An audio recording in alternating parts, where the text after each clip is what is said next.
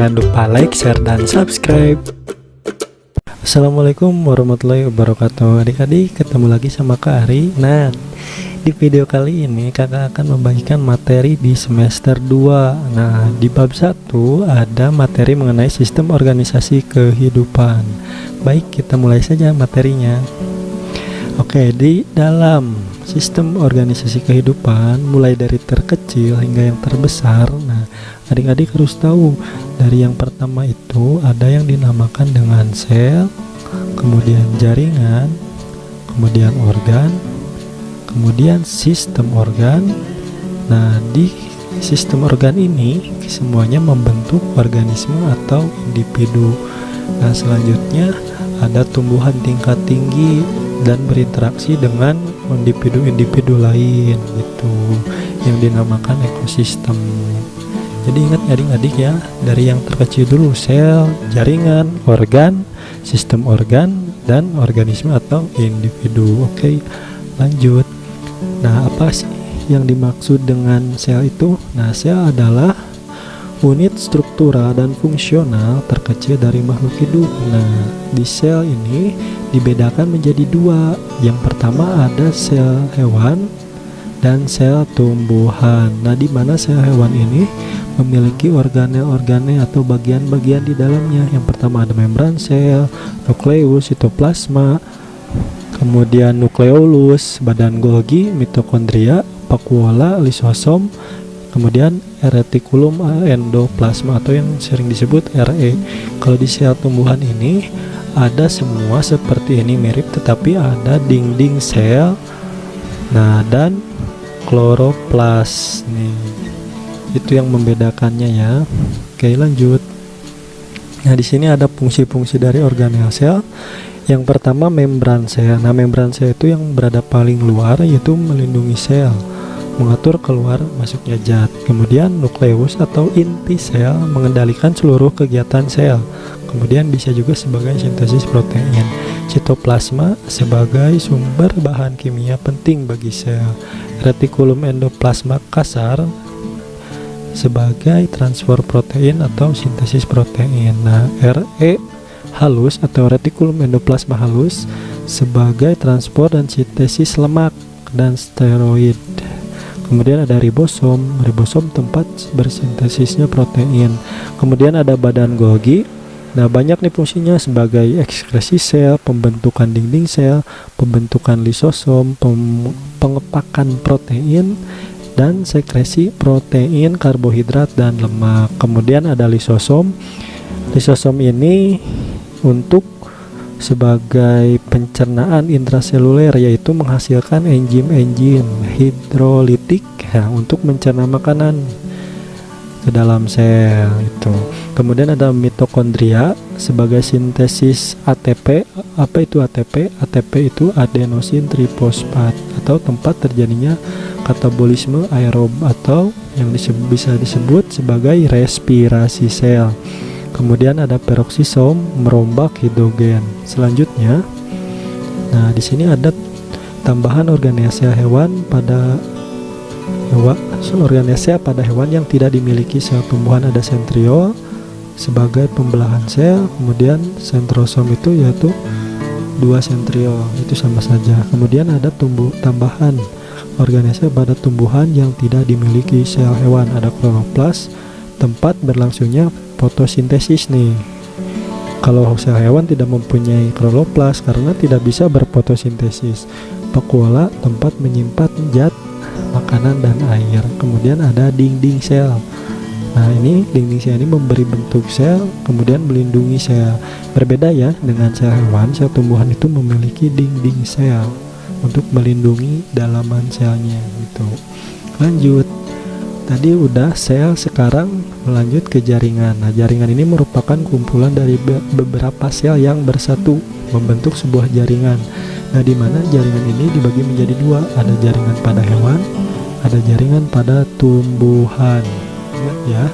Kemudian jaringan pada hewan, contohnya itu ada jaringan epitel, ikat, kemudian jaringan otot, kemudian jaringan saraf. Nah, di sini di sebelah kanan ada gambar contoh dari jaringan epitel, ada pipis lapis, seperti ini gambarnya. Ada pipih berlapis, ada kubus selapis, kubus berlapis, kemudian ada epitel silindris selapis seperti ini.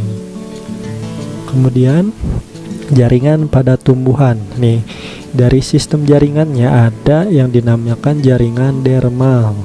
Jaringan derma ini sebagai perlindungan atau mencegah kehilangan air, di mana komponen jaringannya itu yaitu jaringan epidermis dan jaringan periderm nih pada batang dan akar dewasa. Jadi ini untuk melindungi jaringan-jaringan yang ada di bawahnya. Nah, ini gambarnya nih. Nih, jaringan derma ini yang paling luar ya. Kemudian jaringan dasar atau sebagai penyusun dasar dari tumbuhan nih, ada fungsinya itu sebagai fotosintesis, cadangan makanan, regenerasi sel, penguat, dan perlindungan. Ada jaringan parenkim, kolenkim, dan sklerenkim. Di manakah adanya jaringan dasar ini? Nih, di sini di tengah-tengah. Nih, di tengah-tengah ya. Kemudian ada jaringan vaskuler. Nah, fungsinya sebagai transportasi air dan mineral, kemudian transportasi makanan, di mana jaringannya itu ada silim dan fluim.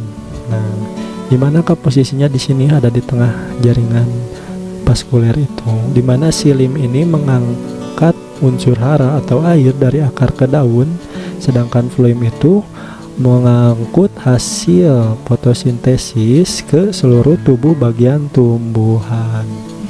Lanjut. Nah, di sini ada organ. Tadi ada sel, jaringan, kemudian organ. Nah, di mana organ ini merupakan kumpulan dari beberapa jaringan. Nah, jaringan-jaringan yang membentuk satu kesatuan menjadi sebuah organ. Nah, contoh organ ini ada otak atau brain, heart hati, stomach lambung, kidney ginjal, kemudian ini ada kantung kemih, kemudian ada ini usus, liver hati, kemudian ada jantung, kemudian ada tiroid atau kelenjar tiroid. Nih, ini merupakan organ-organ yang ada pada di manusia. Sama saja, di hewan juga ada jantung, ada hati, kemudian organ pada tumbuhan ada akar, ada batang, ada daun, ada bunga, dan lain-lain. Kemudian ada sistem organ. Setelah sel, jaringan, organ, nah sekarang masuk ke sistem organ. Merupakan kumpulan dari beberapa organ yang bekerja secara spesifik, jadi mempunyai fungsi tertentu. Organ yang bergabung melakukan fungsi yang spesifik. Contoh, yang pertama ada sistem organ, sistem pencernaan, di mana organnya itu ada mulut, yaitu lidah, gigi, kemudian faring, esofagus, lambung, usus halus, usus besar, hati, rektum, pankreas, dan anus. Dari sini ya, dari atas ke bawah. Nah, fungsinya mencerna makanan, mengabsorpsi molekul-molekul makanan yang sudah disederhanakan. Nih fungsinya. Kemudian ada sistem pernapasan, di mana organnya ada hidung, esofagus, paru-paru. Kemudian fungsinya itu tempat pertukaran gas. Selanjutnya ada sistem gerak. Sistem gerak ini ada tulang. Nih, apa fungsinya? Menyokong dan melindungi organ dalam. Kemudian ada sistem transportasi atau yang disebut juga peredaran darah. Organnya apa saja? Jantung, pembuluh arteri, pembuluh vena, pembuluh kapiler, dan sel-sel darah. Nah, fungsinya mengangkut oksigen dari dan sari-sari makanan ke seluruh tubuh. Maksudnya ya, ke seluruh sel tubuh, ke seluruh tubuh juga menggunakan apa? Ya ini, pembuluh-pembuluh tadi itu. Kemudian ada sistem syaraf. Nah, sistem syaraf ini organnya ada syaraf dan otak.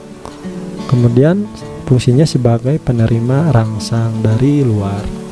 Kemudian ada sistem ekresi, di mana sistem ekresi ini mempunyai organ pertama paru-paru, ginjal, kulit, dan hati.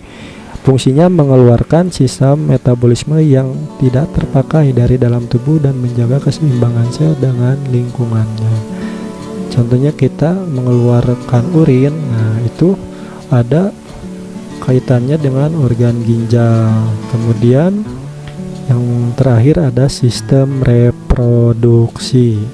Dimana sistem reproduksi ini organ-organnya yang pertama ada ovarium, rahim, dan vagina. Kemudian fungsinya sebagai apa? Sebagai organ perkembangbiakan, baik di manusia maupun hewan gitu. Di tumbuhan juga ada organ-organ tertentu untuk sistem reproduksinya seperti putik, benang sari, dan lain-lain. Oke. Nah, tadi kan sudah dari pertama ada sel, jaringan, organ, sistem organ, dan sekarang yang terakhir adalah organisme atau individu. Nah, organisme adalah segala macam makhluk hidup, baik hewan, tumbuhan, mikroorganisme, dan lain-lain, yang saling terkait satu sama lain, saling mempengaruhi dan bekerja sama untuk suatu tujuan tertentu nih. Awalnya kecil dari sel, membentuk jaringan, membentuk organ, kemudian membentuk sistem organ. Nah, sistem organ yang bergabung akan menjadikan sebuah individu. Contoh, satu individu sapi, kuda, kemudian kelinci, ayam. Nah, ini sudah merupakan suatu organisme atau individu. Itu ya adik-adik, ingat ya. Jadi di dalam organisasi kehidupan ini kalian harus mengerti, jadi sistem organisasi kehidupan yang paling terkecil itu adalah sel, kemudian jaringan, kemudian organ, sistem organ, dan individu. Baik, terima kasih atas perhatiannya, semoga bermanfaat. Nah, jangan lupa di like, share, dan subscribe. Sampai berjumpa lagi di video selanjutnya di materi IPA semester 2. Terima kasih.